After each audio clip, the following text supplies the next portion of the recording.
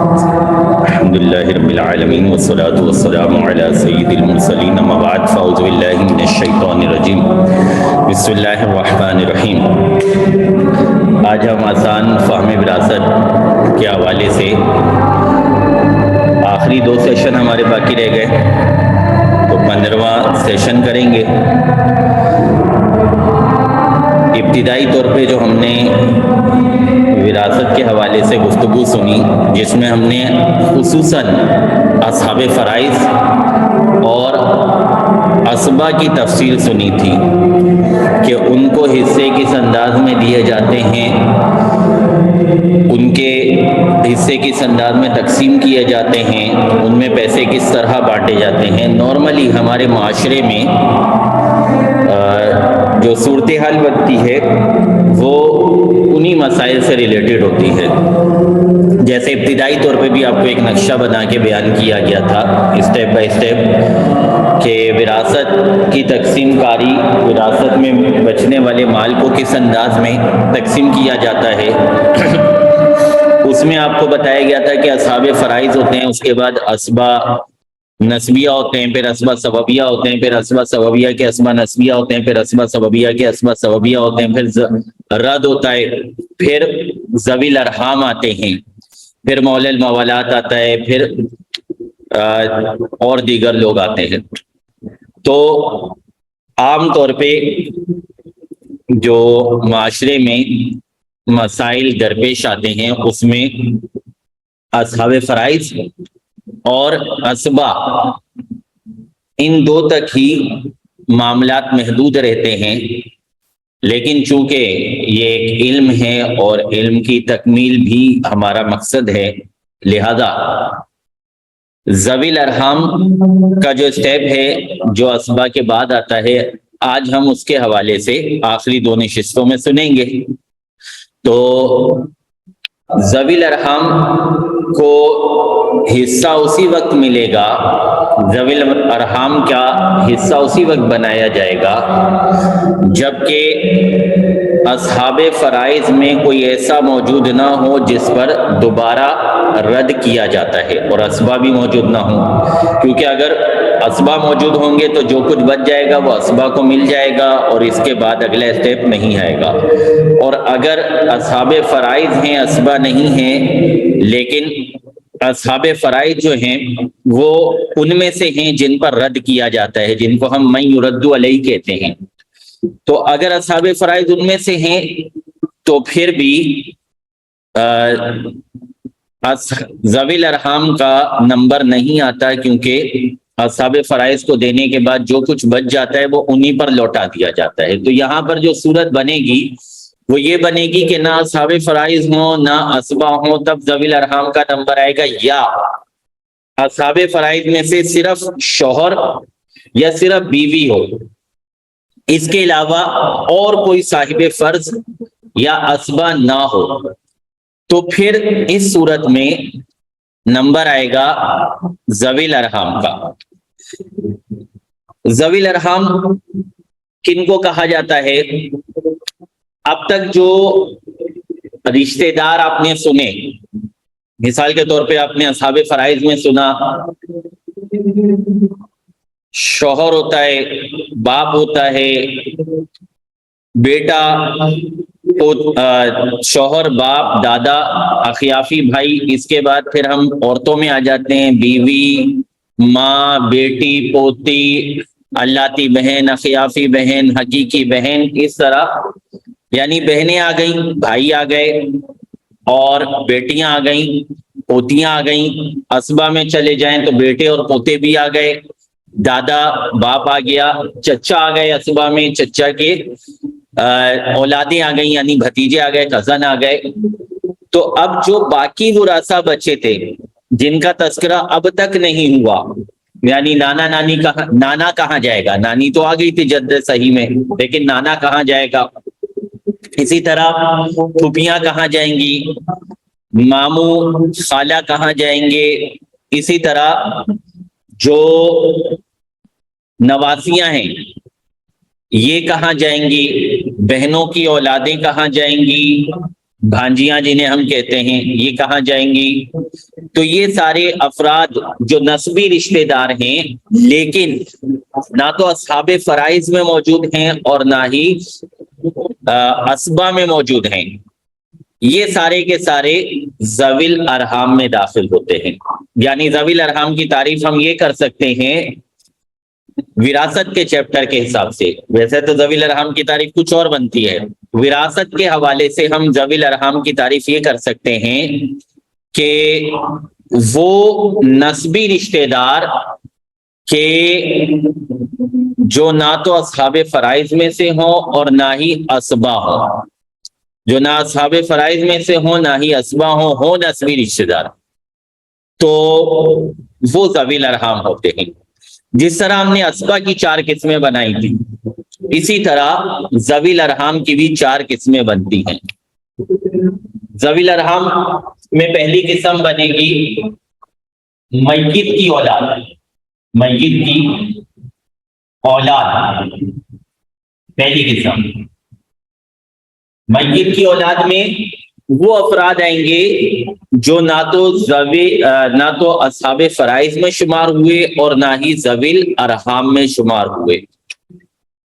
بیٹے بیٹی کا تذکرہ ہو چکا تھا، پوتے پوتی کا تذکرہ ہو چکا تھا، ان کی آگے اولادوں کا بھی سلسلہ موجود ہے۔ تو اب یہاں پر کون آئے گا؟ یہاں پر آئے گا بیٹیوں کی اولاد، بیٹیوں کی اولاد۔ اس کے بعد پوتیوں کی اولاد، پوتیوں کی اولاد۔ اس کے بعد پر پوتیوں کی اولاد،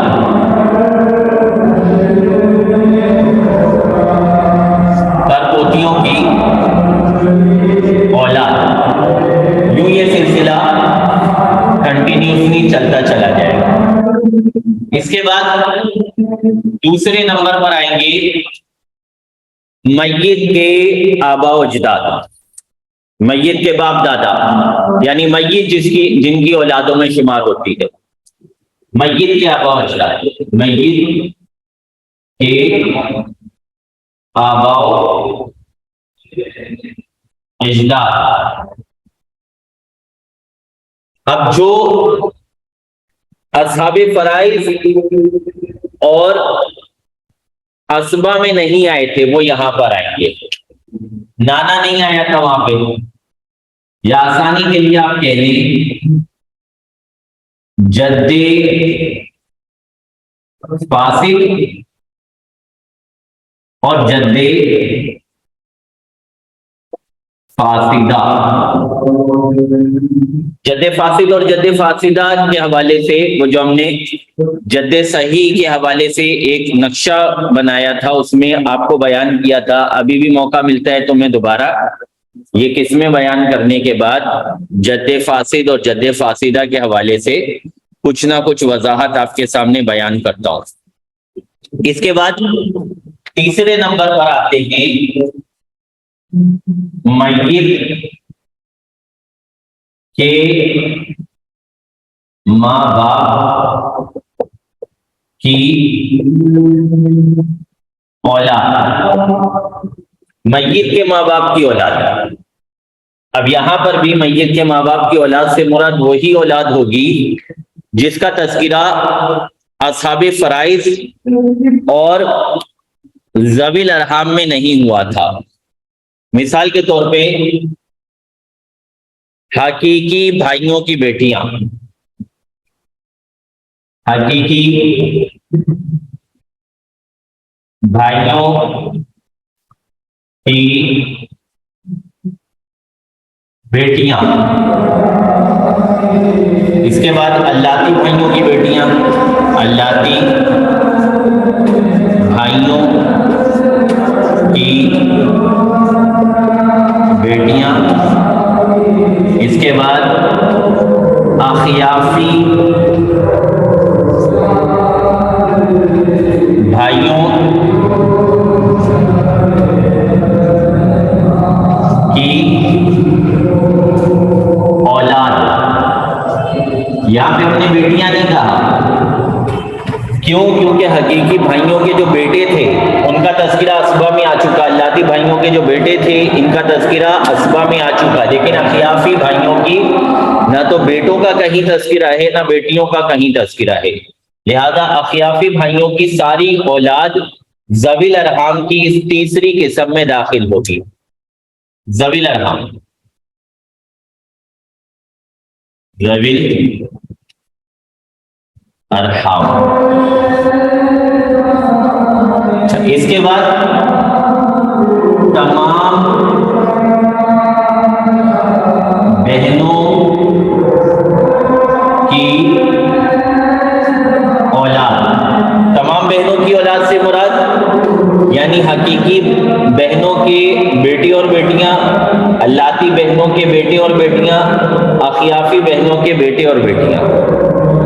تو کیونکہ بہنوں کی اولاد کا کہیں تذکرہ نہیں ہوا تھا نہ اصحاب فرائض میں اور نہ ہی ذوی الارحام میں، لہذا بہنوں کی تمام اولادیں ذوی الارحام کی اس تیسری قسم میں داخل ہو جائیں گی۔ اس کے بعد چوتھی قسم، یہ آگے سلسلہ چلتا رہے گا، یعنی آگے کیا ہوگا؟ حقیقی بھائیوں کی بیٹیوں کی اولاد، اللاتی بھائیوں کی بیٹیوں کی اولاد، اخیافی بھائیوں کی بیٹیوں کی اولاد، تمام بہنوں کی اولاد کی اولاد، یوں یہ سلسلہ آگے کنٹینیوسلی چلتا چلا جائے گا۔ اس کے بعد چوتھی قسم میت کے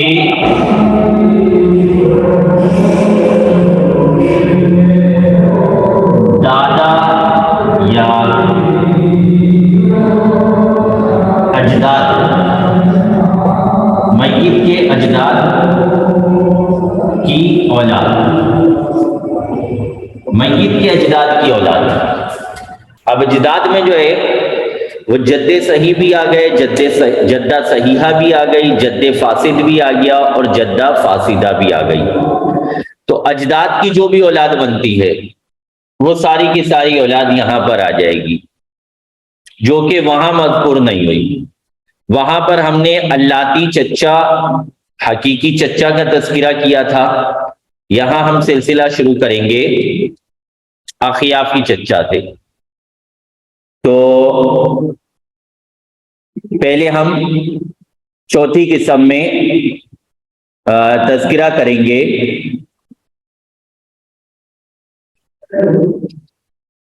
باپ کے ماں شریک بھائی، باپ کا ماں شریک بھائی، باپ کا ماں شریک، یا پھر اس کو کہہ لیں کہ باپ کا اخیافی بھائی، کیونکہ ہم نے وہ اصطلاح سیکھ لی ہے۔ باپ کا اخیافی بھائی، یا اس کو اخیافی چچا کہہ لیں، تو اخیافی چچا کا تذکرہ وہاں پر نہیں آیا تھا، لہذا اخیافی چچا یہاں پر آ جائے گا۔ اس کے بعد آ جائیں گی اس کی اولاد، اس کی اولاد، پھر حقیقی چچا کی بیٹیاں، اللاتی چچا کی بیٹیاں، اخیافی یہ ہو گیا، اس کی اولاد ہو گئی۔ اس کے بعد بہنوں پر آ جائیں، پھپھیاں، پھپھیاں پر بھی یہاں پر ہوں گی، پھپھیاں ان کی اولادیں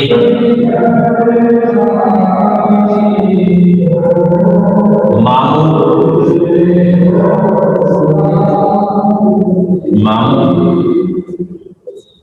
ان کی اولادیں خالائیں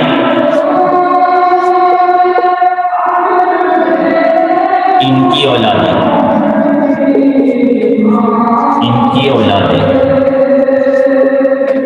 یہ سلسلہ کنٹینیوسلی چلتا جائے گا. تو یہ 4 قسمیں ہیں ذوی الارحام کی. میت کی اولاد وہ والی اولادیں لیں گے جو ذوی الفرائض اور اسبا میں داخل نہیں ہوئی، میت کے آبا و اجداد. تو میت کے آبا و اجداد میں وہ آئیں گے جو اصحاب فرائض اور اسبا میں مذکور نہیں ہوئے، میت کے ماں باپ کی اولاد، پھر میت کے اجداد کی اولاد. تو یہ 4 قسمیں بنتی ہیں. انہیں ہم صنف کے نام سے تعبیر کرتے ہیں اپنے وراثت کے مضمون میں. ہم پہلی قسم کو کہتے ہیں صنف اول، دوسری قسم کو کہتے ہیں صنف ثانی، تیسری قسم کو کہتے ہیں صنف ثالث، اور چوتھی قسم کو کہتے ہیں صنف رابع. قسم سے یاد رکھنا چاہیں قسم سے یاد رکھ لیں، صنف سے یاد رکھنا چاہیں صنف سے یاد رکھ لیں. عربی کی کتابوں میں لفظ صنف کا استعمال ہے، صنف اول، صنف ثانی، صنف ثالث، صنف رابع. ان تمام اصناف کے اپنے الگ الگ اصول ہیں. ان کے اندر کیسے تقسیم کاری ہوگی، صنف اول میں تقسیم کاری کے اصول کیا ہوں گے، صنف ثانی میں اصول کیا ہوں گے، صنف ثالث کے اصول کیا ہوں گے، صنف رابع کے اصول کیا ہوں گے، ان کے الگ الگ اصول ہیں. ایک ہی اصول پر یہ سب کی تقسیم کاری نہیں ہوگی. جیسے اسبا میں ہم نے کیا تھا نا، بنیادی 2-3 اصول ہم نے بنائے تھے اور اسبا کی جتنی بھی صورتیں تھیں سب پر ان اصولوں کا نفاذ ہو گیا تھا. یہاں ایسا نہیں ہے. یہاں صنف اول کے لیے الگ اصول ہیں، صنف ثانی کے لیے الگ اصول ہیں. ہاں ایسا ضرور ہے کہ جو صنف اول کے اصول ہیں وہ صنف ثانی میں بھی کہیں نہ کہیں لاگو ہوتے ہیں، مکمل طور پہ نہیں لیکن جزوی طور پہ. جو صنف ثانی کے اصول ہیں وہ صنف ثالث میں بھی جزوی طور پر لاگو ہوتے ہیں. تو اس طرح کی صورتحال تو ہے، لیکن ایسا نہیں ہے کہ ہم 2-4 اصول بنا کے اور ان کے تحت تمام اصناف کو داخل کر دیں. اچھا، ابھی تو چونکہ ہم ایک ایک صنف کا الگ الگ تذکرہ کرتے ہیں، لیکن اس سے پہلے جو ہماری یہ مختصر گفتگو تھی، یہ جو ہم نے تمام اصناف کا تذکرہ کیا، ان تمام اصناف میں جو اصول جاری ہوتا ہے، پہلے تو اس اصول کو سمجھ لیں. وہ اصول وہی اسباب والا ہے کہ قریب والے کے موجود ہوتے ہوئے بعید والا وارث نہیں بنے گا. یعنی اگر صنف اول میں سے کوئی موجود ہے تو صنف ثانی، صنف ثالث، صنف رابع میں سے کسی کو وارث نہیں بنایا جائے گا. ذوی الارحام کے طور پہ صرف صنف اول کو حصہ دے دیا جائے گا. اگر صنف اول موجود نہیں ہے تو پھر صنف ثانی پر آئیں گے. اگر صنف ثانی موجود نہیں ہے تو پھر صنف ثالث پر آئیں گے. اگر صنف ثالث موجود نہیں ہے تو پھر صنف رابع پر آئیں گے. تو اس اعتبار سے کہ کون سی صنف کو حصہ دیا جائے گا، کون سی صنف کے افراد حصہ پائیں گے، اس اعتبار سے اس پر اسبا والا اصول نافذ ہوتا ہے. یعنی اصناف میں ہم قریب والی صنف کو ترجیح دیں گے. ہاں اس طرح ترجیح نہیں دی جائے گی جیسے ہم نے اسبا میں یوں کیا تھا کہ اگر پہلے نمبر والا موجود ہے تو وہ وارث بنے گا، دوسرے نمبر والا نہیں بنے گا، دوسرے نمبر والا موجود ہے تو تیسرے نمبر والا وارث نہیں بنے گا. وہاں ہم نے یہ بات کی تھی، یعنی ہم نے کہا تھا بیٹا موجود ہے تو پوتا اسبا نہیں بنے گا، پوتا موجود ہے تو پوتا اسبا نہیں بنے گا، باپ موجود ہے تو دادا اسبا نہیں بنے گا، دادا موجود ہے تو پردادا اسبا نہیں بنے گا. اس طرح ہم نے یوں بھی ترتیب رکھی تھی اور یوں بھی ترتیب رکھی تھی، لیکن یہاں پر صرف یوں ترتیب رکھی گئی ہے، یوں ترتیب نہیں رکھی گئی، بلکہ اصناف کے اپنے اپنے الگ الگ اصول بیان کیے گئے ہیں۔ تو لہذا پہلا اصول یہ ہے کہ جو قریب والی صنف ہے، صنف اقرب، جو قریب والی صنف ہے، جو قریب والی قسم ہے، چلے قسم کا لفظ استعمال کر لیتے ہیں، جو قریب والی قسم ہے تو اس قسم کے ہوتے ہوئے دور والی قسم کو ذوی الارحام کے طور پر حصہ نہیں دیا جائے گا۔ یہ ایک بات ہماری کمپلیٹ ہو گئی۔ اب ہم اصناف پر باقاعدہ گفتگو کا آغاز کرتے ہیں کہ اصناف کے اندر جو اصول کار فرما ہوں گے، جو اصول نافذ ہوں گے، ان کی کیا صورتحال ہے۔ پہلے ہم صنف اول کی بات کریں گے۔ صنف اول میں کون کون سے اصولوں کا نفاذ کیا جائے گا؟ صنف اول، صنف اول، صنف اول کا پہلا اصول یہ ہے کہ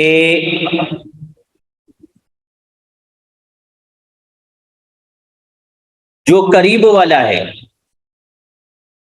جو قریب والا ہے اس کی موجودگی میں بعید والے کو حصہ نہیں دیا جائے گا۔ جو قریب والا ہے اس کی موجودگی میں بعید والے کو حصہ نہیں دیا جائے گا۔ جیسے ہم نے یہاں پر تذکرہ کیا تھا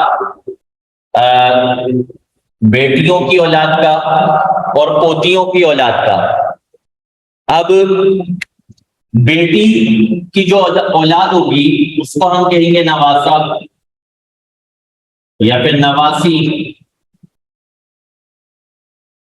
اور پوتیوں کی جو اولاد ہوگی اسے ہم کہیں گے پرپوتا یا پرپوتی۔ تو اگر یہ افراد جمع ہو جاتے ہیں کہیں پر مسئلے کے اندر، نواسا بھی موجود ہے، نواسی بھی موجود ہے، پرپوتا بھی موجود ہے، پرپوتی بھی موجود ہے، تو یہاں انہیں قرب حاصل ہے، انہیں قرب حاصل ہے، اس ترتیب کے اعتبار سے نہیں، بلکہ اگر ہم میت کے ساتھ اس کا تعلق جوڑیں، میت کے نیچے اس کی آئے گی بیٹی اور یہاں آئے گا بیٹا، بیٹی کے نیچے آ جائے گا نواسا اور نواسی، بیٹے کے نیچے آ جائے گی پوتی اور پوتی کے نیچے آئے گا پرپوتا اور پر پوتی۔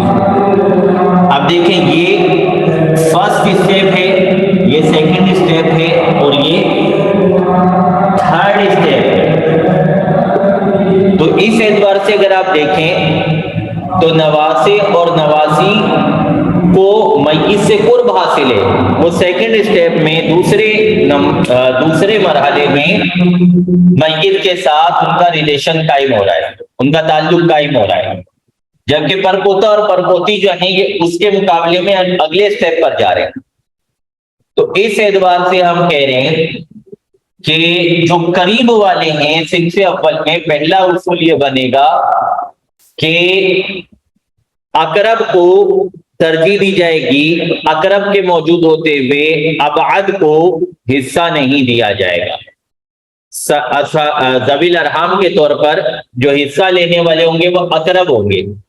اب اگر یہاں پہ نواسا نواسی نہ ہوتے مثال کے طور پہ اور یہ معاملہ نیچے آ جاتا، یعنی یہاں پہ پر نواسا اور پر نواسی ہوتے، تو اب یہ پہلا والا اصول نافذ نہیں ہوتا۔ اب یہ جو پہلا والا اصول تھا کہ اقرب کو ترجیح دی جائے گی، اب یہ نافذ نہیں ہوتا۔ حالانکہ اگر ہم یہاں پہ دیکھیں تو پر نواسی اور پر نواسی کا تذکرہ ان کے بعد آتا ہے، لیکن ان کے بعد آنے کی وجہ سے ان کو ہم کم تر قرار نہیں دیں گے، ابعد قرار نہیں دیں گے۔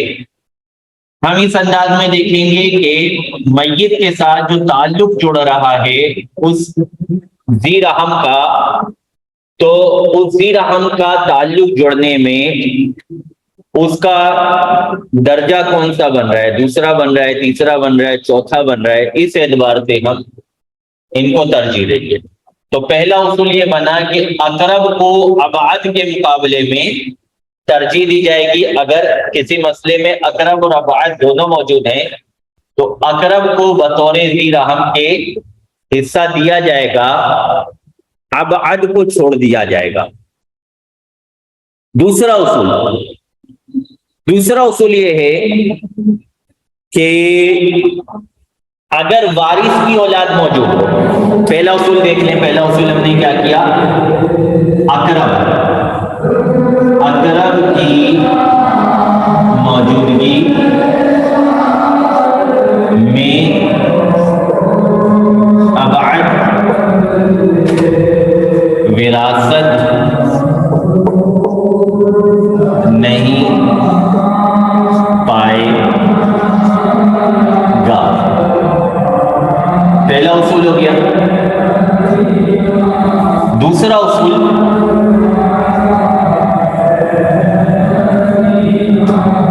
وارث کی اولاد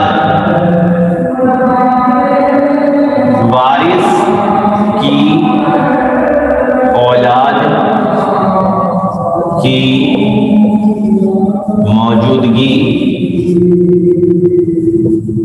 میں غیر وارث کی اولاد وراثت نہیں پائے گی۔ اگر اقرب اور ابعد والا معاملہ نہیں ہے بلکہ قرب درجہ میں سب برابر ہیں،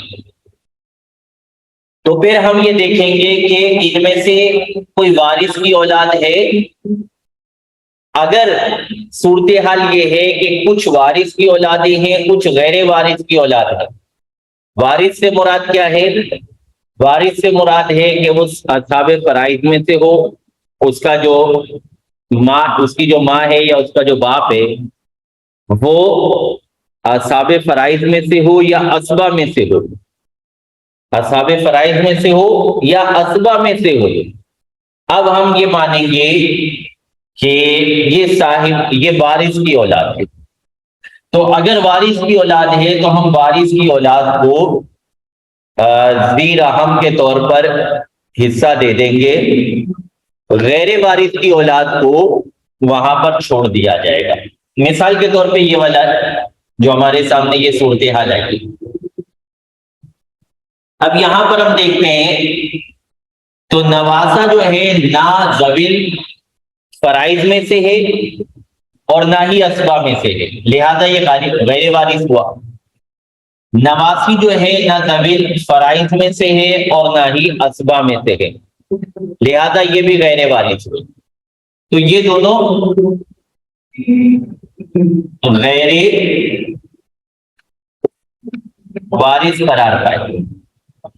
تو یہ جو نیچے اولادیں ہیں یہ غیر وارث کی اولادیں ہیں، جبکہ یہاں پر پوتی کو دیکھیں تو پوتی جو ہے یہ اصحاب فرائض میں سے ہے، لہذا یہ وارث ہے اور یہ وارث کی اولادیں قرار پائیں گی۔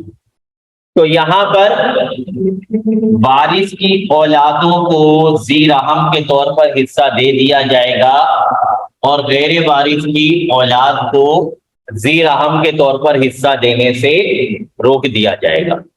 تو یہ صنف اول کا دوسرا اصول ہوا کہ وارث کی اولاد کی موجودگی میں غیر وارث کی اولاد وراثت نہیں پائے گی۔ یہ دو اصول ہو گئے صنف اول کے. مزید اصول بیان کرتے ہیں، دوبارہ واپس آتے ہیں.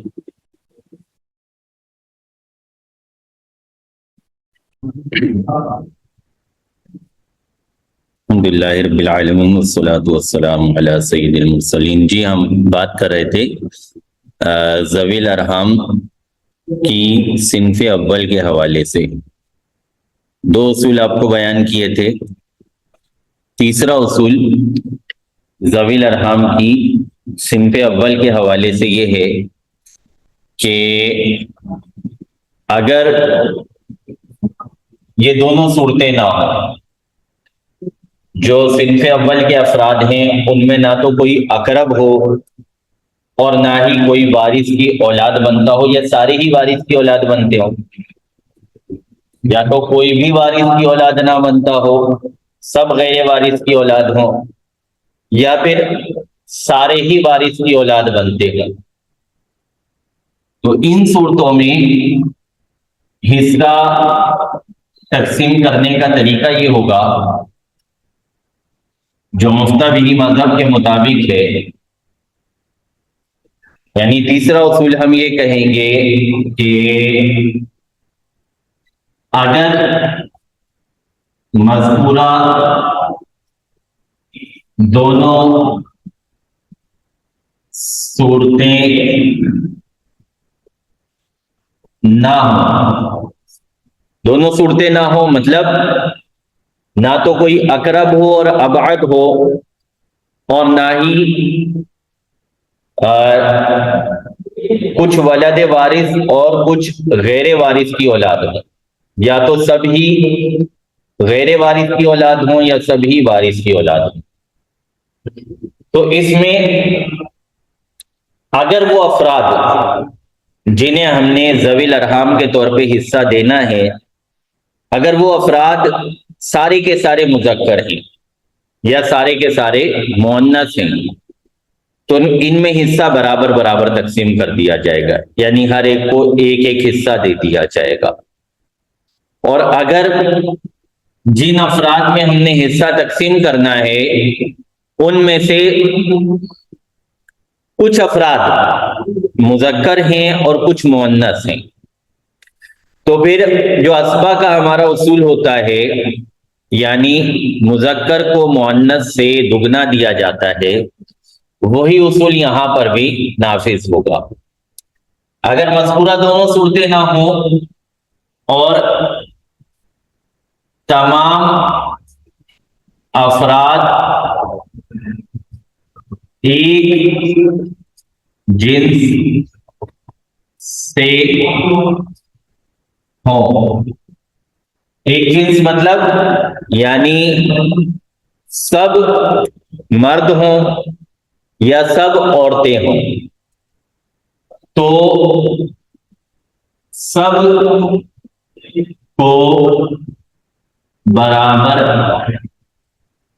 حصہ دیا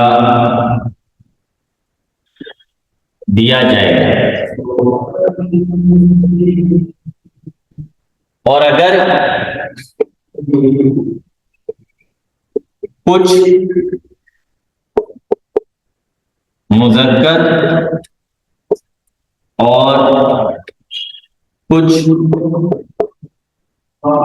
مؤنث ہوں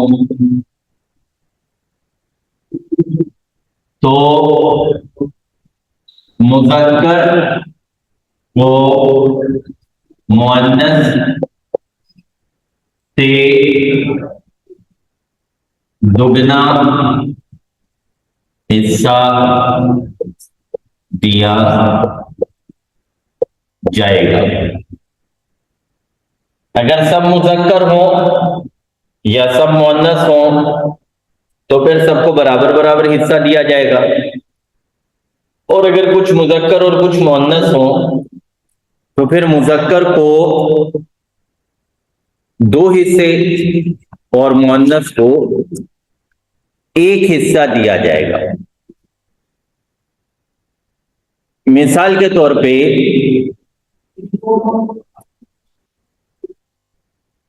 نواسہ اور نواسی کو ہم وارث بناتے ہیں. جیسے اوپر ہم نے جو ایک نقشہ بنایا تھا اس میں دوسرے نمبر پر دوسرے درجے میں جو افراد حصہ پا رہے تھے وہ نواسہ نواسی تھے. تو اگر ہم نواسی اور نواسی کو حصہ دیتے ہیں، نواسہ نواسی، تو یہ مذکر مؤنث ہونے میں الگ الگ. قرب کے اعتبار سے دونوں برابر برابر ہیں. یہ نواسہ ہے، یہ بھی دوسرے درجے میں میت کے ساتھ متعلق ہوتا ہے. یہ نواسی ہے، یہ بھی دوسرے درجے میں میت کے ساتھ متعلق ہوتی ہے. وارث کی اولاد بھی نہیں ہے ان میں سے کوئی، نہ یہ وارث کی اولاد ہے نہ یہ وارث کی اولاد ہے. تو ان دونوں معاملات میں یہ برابر ہے. لیکن یہ مذکر ہے اور یہ مؤنث ہے، لہذا اس کو دو حصے دیے جائیں گے، اس کو ایک حصہ دیا جائے گا. اسی طرح جو ہم نے اگلی صورت اس کی سنی تھی اور 3 سے مخرج مسئلہ بنا لیں گے. تیسری صورت سنی تھی، اس میں پرپوتا اور پرپوتی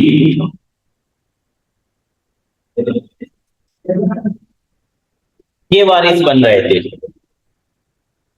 پرپوتا اور پرپوتی سے مراد یعنی پوتی کی اولاد. پوتے کی اولاد میں جو پرپوتا ہوتا ہے، پوتے کی اولاد میں جو پرپوتی ہوتی ہے، اس کا حکم تو الگ ہوتا ہے.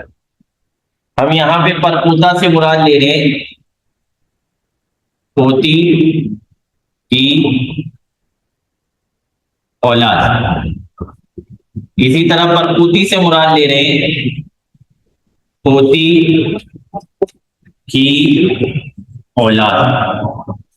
یہ اس لیے لکھ دیا تاکہ اس بات کی طرف کسی کا ذہن نہ جائے، کسی کو یہ اعتراض قائم نہ ہو کہ جناب پرپوتا تو ہم نے اسبات میں پڑھا تھا، یہ یہاں ذوی الارحام میں کیسے آ گیا.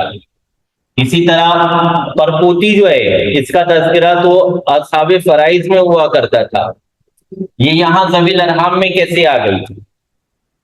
تو اس لیے یہاں پہ میں نے اس کی نشاندہی کر دی کہ یہاں پر پوتے سے مراد پوتے کی اولاد نہیں ہے. جو پوتے کے واسطے سے پرپوتا بن رہا ہوگا وہ تو اسباب میں شمار ہوگا. اسی طرح پرپوتی سے مراد پوتے کے ذریعے جو پرپوتی بنتی ہے وہ مراد نہیں ہے، کیونکہ وہ تو اصحاب فرائض میں داخل ہوتی ہے. تو یہاں پوتی کی اولاد مراد ہے. 12 اب یہاں پر ان کا درجہ بھی ایک ہے. تیسرے درجے میں جا کے پرپوتا میت کے ساتھ متعلق ہوتا ہے، پرپوتی بھی تیسرے درجے میں جا کے میت کے ساتھ متعلق ہوتی ہے. اور یہ دونوں ہیں بھی اصحاب فرائض کی اولاد، وارث کی اولاد. لہذا ان معاملات میں تو یہ برابر ہے. اب آگے آ جاتے ہیں کہ یہ چونکہ مذکر مؤنث ہونے میں الگ الگ ہیں، لہذا مذکر کو 2 حصے دیے جائیں گے، مؤنث کو 1 حصہ دیا جائے گا. مخرج مسئلہ 3 سے بنا لیا جائے گا. تو یہ صورتحال بنے گی. یہ ہماری صنف اول مکمل ہو گئی. صنف اول کے حوالے سے 3 قاعدے بیان کیے گئے.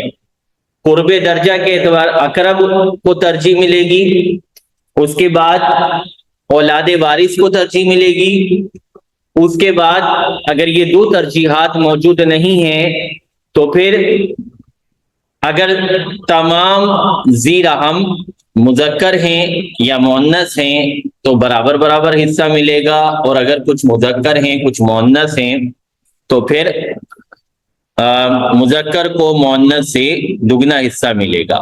صنف ثانی میں ابھی شروع نہیں کروں گا ورنہ وہ غالباً جو وقت ہمارا بچہ ہے اس میں پوری نہیں ہو سکے گی، بلکہ اس کے بجائے ہم جو پچھلی ہماری باتیں ہوئی ہیں ان کے حوالے سے ہم 1-2 مثالیں حل کر لیتے ہیں تاکہ دہرائی کا بھی کچھ نہ کچھ سلسلہ ہو جائے.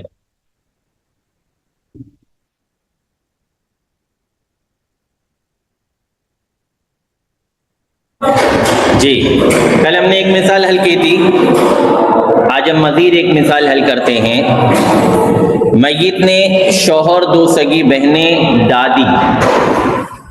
شوہر، دو سگی بہنیں، حقیقی بہنیں لکھیں، حقیقی بہنیں، دادی اور اخیافی بھائی، اخیافی بہن اور ماں چھوڑی. اخیافی بہن، اخیافی بھائی اور ماں چھوڑی. شوہر کا حصہ، اولاد موجود نہیں ہے لہذا 1/2 ہوگا. حقیقی بہنوں کا حصہ، حقیقی بہنوں کو محروم کرنے والا یہاں کوئی نہیں ہے، بیٹا بیٹی یا بیٹا پوتا باپ دادا میں سے کوئی نہیں ہے، لہذا حقیقی بہنوں کو 2/3 حصہ ملے گا. دادی کو محروم کرنے کے لیے یہاں ماں موجود ہے، لہذا دادی جو ہے وہ محجوب ہو جائے گی. اخیافی بہن اور اخیافی بھائی یہ دونوں ایک ساتھ ہی شمار ہوتے ہیں، ان دونوں کا حصہ ایک ساتھ بنایا جاتا ہے، لہذا یہ ایک سے زیادہ ہیں، اس وجہ سے ان کا حصہ 1/3 ہوگا. ماں، اولاد موجود نہیں ہے لیکن 2 بھائی بہن موجود ہوں تو ماں کا حصہ 1/6 ہو جاتا ہے. سہام کی کنڈیشن ہمارے سامنے آ گئی. اب ہم 1/2 کو فالو کرتے ہوئے 6 سے مخرج مسئلہ بنا لیں گے. 1/2 ضرب 6، 3، 2/3 ضرب 6، 2، 1/3 ضرب 6، 2، 1/6 ضرب 6، 1. تو شوہر کے حصے ہو گئے 3، 2 حقیقی بہنوں کے ہو گئے 2 3 4، یعنی 2 حصے ہو گئے ان کے. اور اخیافی بہن اور اخیافی بھائی کے حصے بنے 2، یعنی ایک حصہ، ایک اس کا اور ایک اس کا. ماں کا حصہ 1 ہو گیا. یہاں پہ ہمیں تصحیح کی حاجت نہیں ہے، تصحیح کی ضرورت نہیں ہے کیونکہ کہیں بھی کسر نہیں آ رہی. شوہر اکیلا ہے، اس کو پورا حصہ مل گیا، بہنوں کو پورے 2 مل گئے. یہاں بہن بھائی کو ایک حصہ پورا مل گیا، یہاں بھی کسر نہیں آئی، یہاں بھی کسر نہیں آئی، تو کسر کہیں نہیں آ رہی، لہذا ہم تصحیح نہیں کریں گے. نہ ہی اول کی حاجت. اچھا یہاں کہ دیکھ لیتے ہیں کہ حصے کتنے بن گئے. 3 اور 4 7، 8 9 10، تو 6 اول کرے گا 10 تک، 6 کا اول آ جائے گا 10. اس کے بعد اب ہمارے سہام پورے ہو گئے، ہمارا مسئلہ سہام کی حد تک کمپلیٹ ہو گیا. اب ہم پیسے بانٹ لیتے ہیں. پیسے مثال کے طور پہ ہم لکھتے ہیں 1,00,000 روپے. 1,00,000 روپے شوہر کا حصہ، شوہر کا حصہ. حصہ نکالنے کا طریقہ آپ کو بتایا تھا. کل ورثہ لکھیں گے 1,00,000 روپے ضرب شوہر کے جو سہام ہیں ان کو اوپر لکھیں گے اور مخرج مسئلہ جو ہے اس کو نیچے لکھیں گے 10. 0 سے 0 کینسل ہو جائے گا تو یہ آ گیا 2.5 سینکڑا 1000 10,000 10,000. 10,000 کو 3 سے ضرب دیں گے تو یہ ہو جائے گا 30,000. 30,000 روپے شوہر کا حصہ آ گیا. حقیقی بہن کا حصہ، ہر حقیقی بہن کا حصہ کل ورثہ لکھیں گے، ضرب دیں گے بہن کے سہام گھٹا مخرج مسئلہ 0 سے کینسل ہو جائے گا، 20,000 ہر بہن کا حصہ آ گیا۔ 30 اور 20 50 اور 20 70 70,000 یہ ہو گئے۔ اب ہر اخیافی بہن بھائی کا حصہ، ہر اخیافی بہن بھائی کا حصہ کل ورثہ لکھیں گے، ضرب دیں گے، اخیافی بہن یا بھائی کا سہام لکھیں گے اور مخرج مسئلہ سے تقسیم کر دیں گے، 0 سے کینسل ہو جائے گا، ہر ایک کا حصہ آ گیا 10,000 روپے، 70 یہ ہو گئے تھے، 90 ہو گئے۔ ماں کا حصہ، ماں کا حصہ ورثہ لکھیں گے، ضرب دیں گے، ماں کے سہام ہٹا مخرج مسئلہ، 0 سے کینسل ہو جائے گا اور ماں کا حصہ آ جائے گا 10,000 روپے۔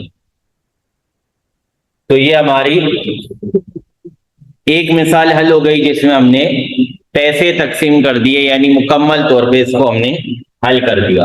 ایک اور مثال حل کر دیتے ہیں، وقت میں گنجائش موجود ہے؟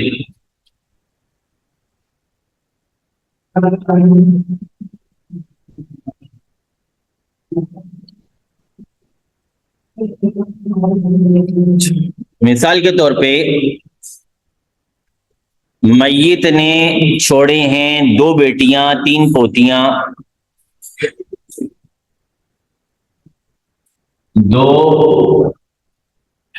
بیٹیاں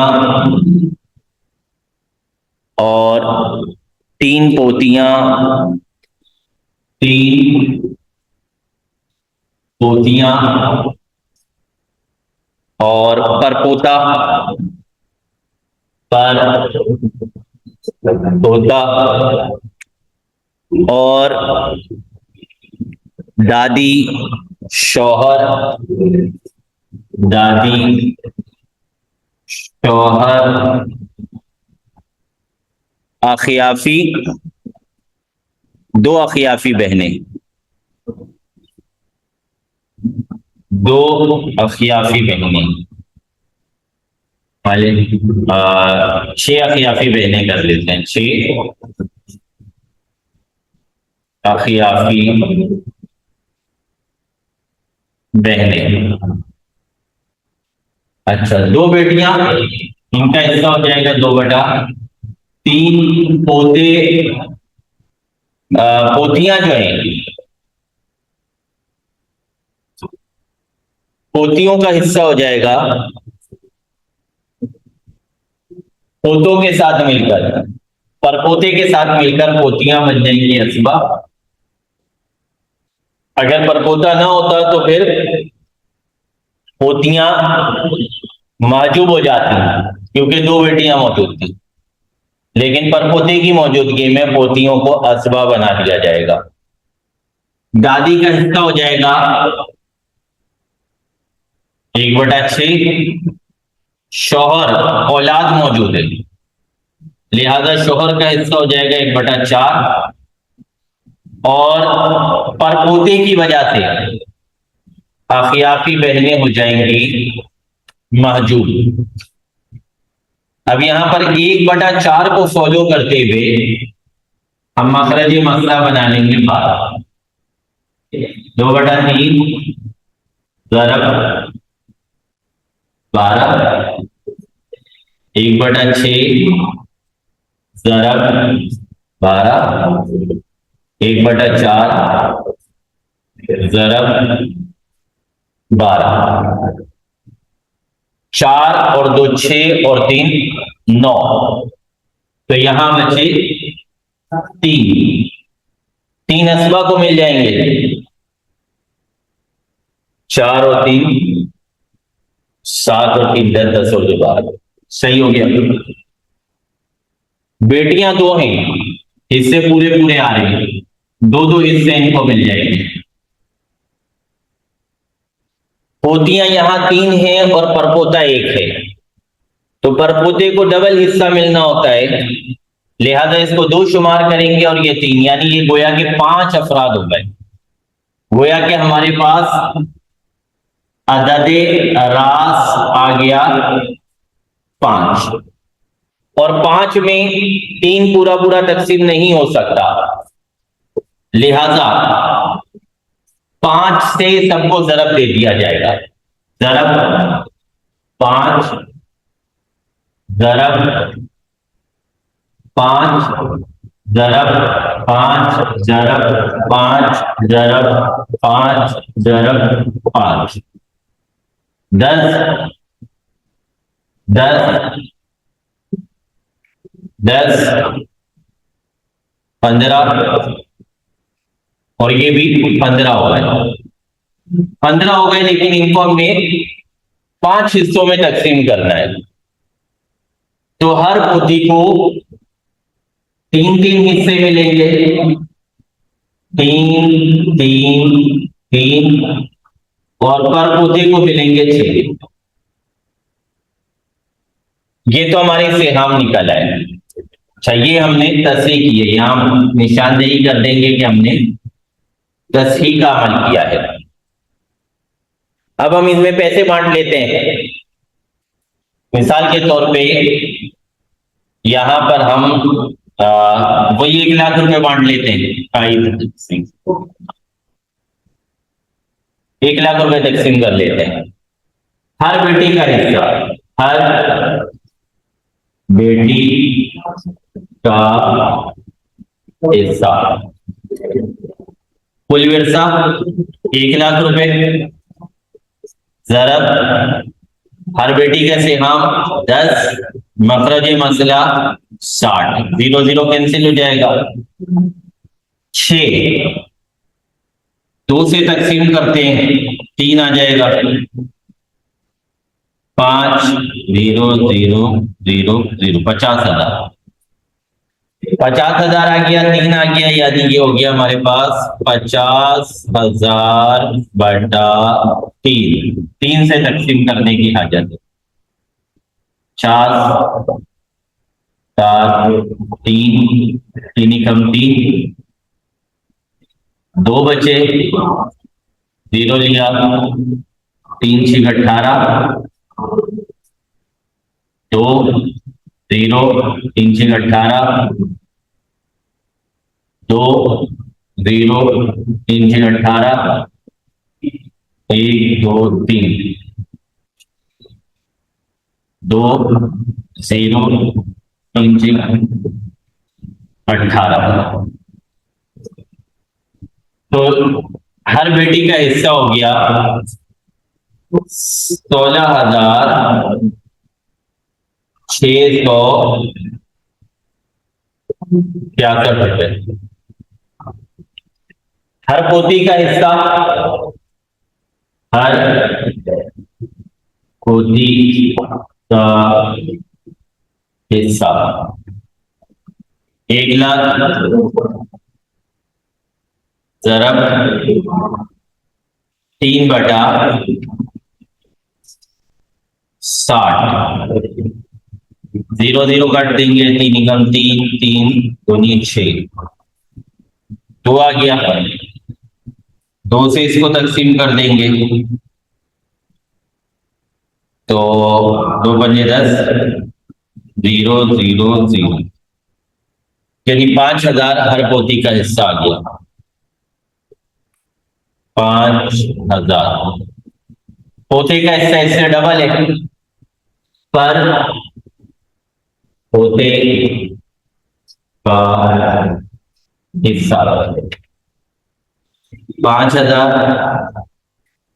ضرب 2، 10,000، 10,000 پوتے کے ہو گئے، پر پوتے کے۔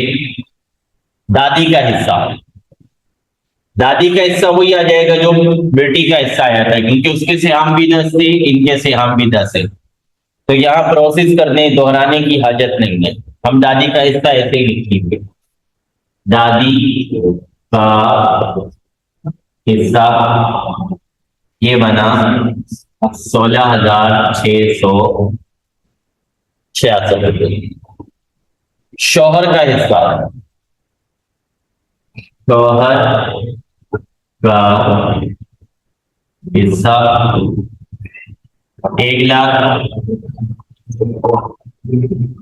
ضرب 15/60، 15 × 15 15 × 60، 4 سے اس کو تقسیم کر لیتے ہیں،